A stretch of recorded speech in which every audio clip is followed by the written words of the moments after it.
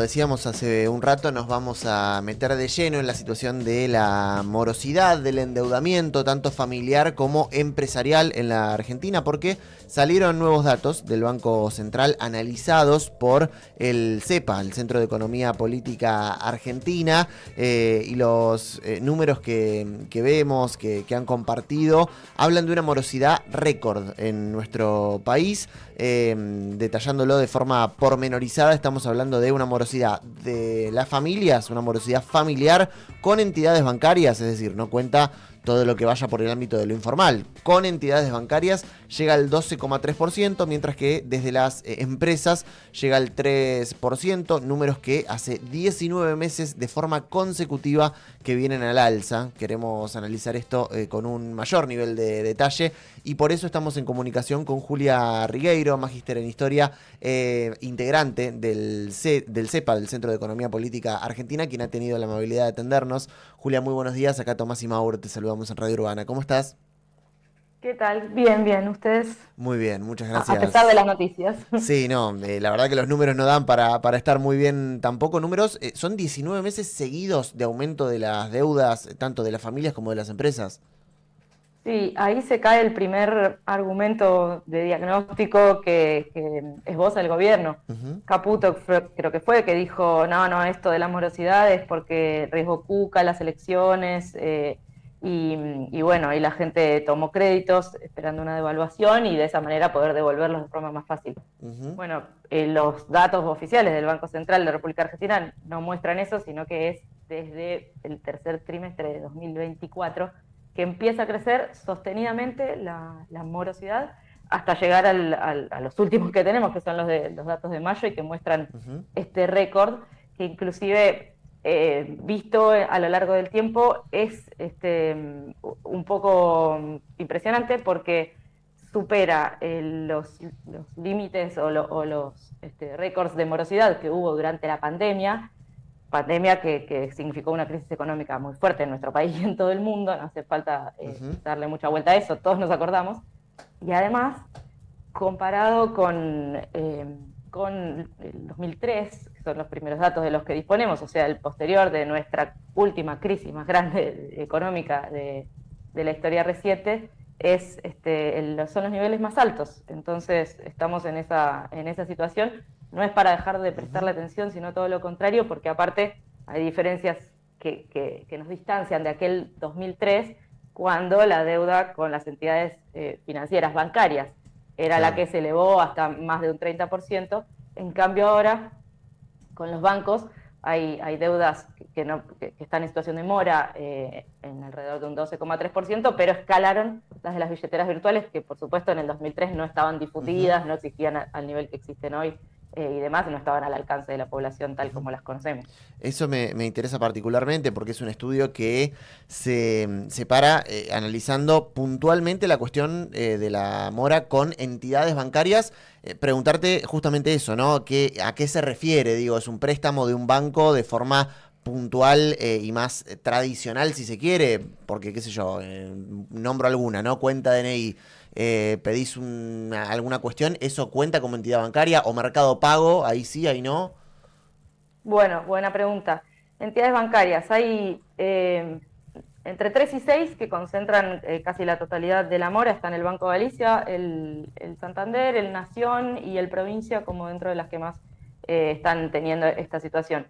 Y ahí las deudas morosas de las familias son mayoritariamente préstamos personales y el pago de la tarjeta de crédito. Son esas dos situaciones las que se elevan más de un 70% de la Ujú. mora de las familias para con los bancos. Es decir, atrasarse 2, 3 meses con el pago de la tarjeta de crédito o atrasarse con una cuota de un préstamo personal, probablemente otorgado en 2024 o en 2025, porque ahí hubo una situación financiera particular en la cual el gobierno decidió desarmar las letras, las LEFI que salieron Ujú. al mercado financiero, con lo cual los bancos contaban con un aumento de su volumen de capital que salieron a ofrecer en forma de créditos y préstamos personales. Bueno, la gente tomó préstamos personales pero no tomó préstamos personales para capitalizarse, sino que tomó préstamos personales en general para suplir alguna carencia que estaba teniendo en las familias en relación a su hogar o en relación a los gastos corrientes. Y bueno, y lo mismo sucede con las tarjetas de crédito. Hay estudios, por otro lado, que nos muestran que en los supermercados minoristas y mayoristas la gente paga con tarjeta. Bueno, y esa deuda, cuando se prolonga a lo largo del tiempo, se convierte en mora. No son lo mismo todas las deudas. Claro. En la Argentina somos 20 millones de personas que tenemos alguna deuda. Me incluyo porque yo también uso la tarjeta de crédito. Pero hay quienes de estos 20 millones, hay quienes mes a mes van pudiendo pagar y quienes empiezan a dejar de poder afrontar ese pago. Y ahí pasa un mes y cambias de situación, pasas a la situación 2. Bueno, es un moroso, una morosa, pero todavía no está en riesgo. De ahí a la situación 3, ya esto es más riesgoso. Situación 4, situación 5, irrecuperable o incobrable en la jerga así más conocida. Y bueno, y en esa situación, en situaciones de riesgo y demora de más tiempo, hay casi 6 millones de personas, aumentó mucho en los últimos meses. De esos 6 millones de personas, 3 millones y medio de personas le deben a las billeteras virtuales y no están pudiendo pagar. Y por supuesto que es más fácil dejar de pagarle a la billetera virtual que al banco. La realidad no es que la gente no paga porque no quiere, si pudiera pagaría. Seguro. Y cuando no puede, intenta ir tapando una cosa con la otra. Saca un crédito con Ualá para pagar el de Mercado Pago, el de Mercado Pago lo había sacado para pagar el de la tarjeta de crédito, que es del banco, y que ese tiene otros intereses y otras puniciones.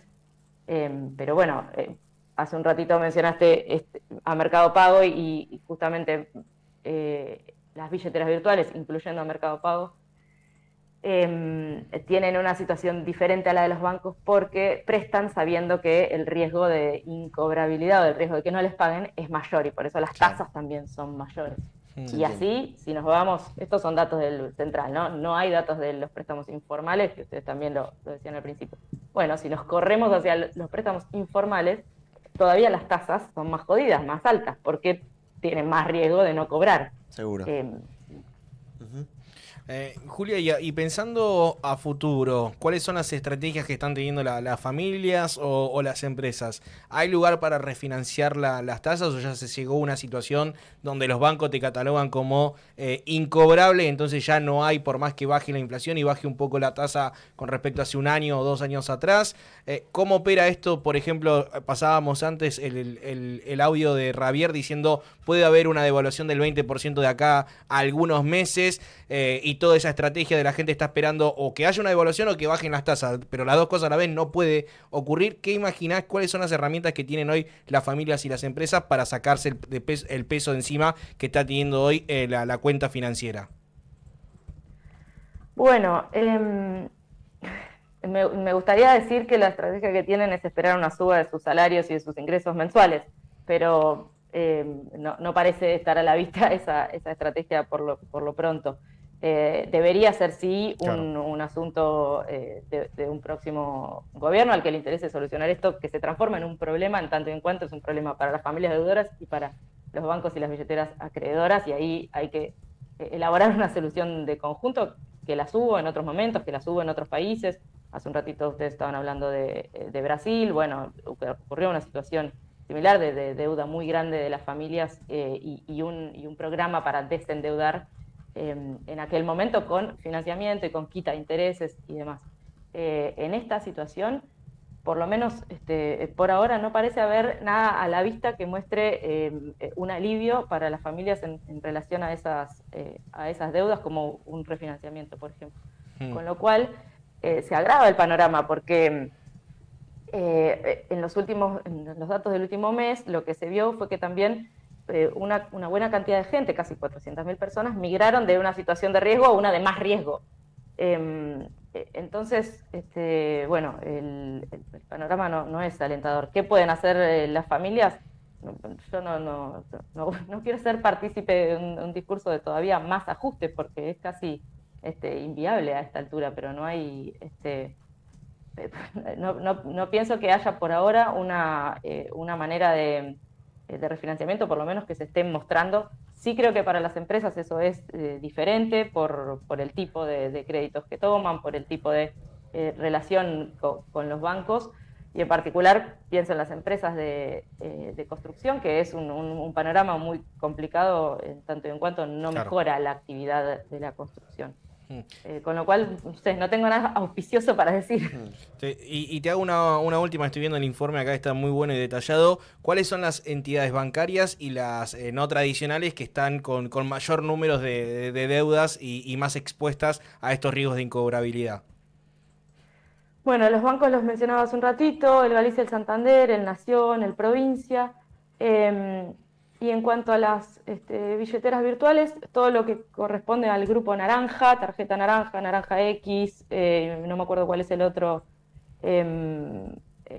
la otra denominación, pero pertenece también al grupo naranja. Eh, bueno, dentro de los bancos también se ubica Ualá, que es una, por ahí en general se la ve como una billetera virtual, pero está dentro Ah, de la reglamentación bancaria. No así Mercado Pago, que sí, efectivamente es una billetera virtual. Y hay algunas otras más pequeñas, menos conocidas, pero que tienen una situación como particularmente de alta morosidad. El banco no, los créditos que otorga el supermercado Carrefour, creo que se llama Carrefour Banco, por eso dije así, es una billetera virtual y tiene una morosidad superior al 50%. sí. Con lo cual, nuevamente, vemos que son préstamos que se piden para como mucho, un electrodoméstico pequeño, ¿no? Pero mayormente son gastos de primera necesidad.